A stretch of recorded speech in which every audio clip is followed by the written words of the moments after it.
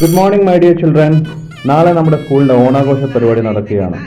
എല്ലാവരും നിർബന്ധമായും colour dress ധരിച്ച് കൃത്യം 9 മണിക്ക് തന്നെ സ്കൂളിൽ എത്തേണ്ടതാണ്. പുസ്തകം കൊണ്ടുവരേണ്ടതില്ല. എൻ്റെ അടുത്ത് നല്ല ഡ്രസ്സൊന്നുമില്ലല്ലോ. നാളെ ഇപ്പം ഞാനെന്ത് ചെയ്യും?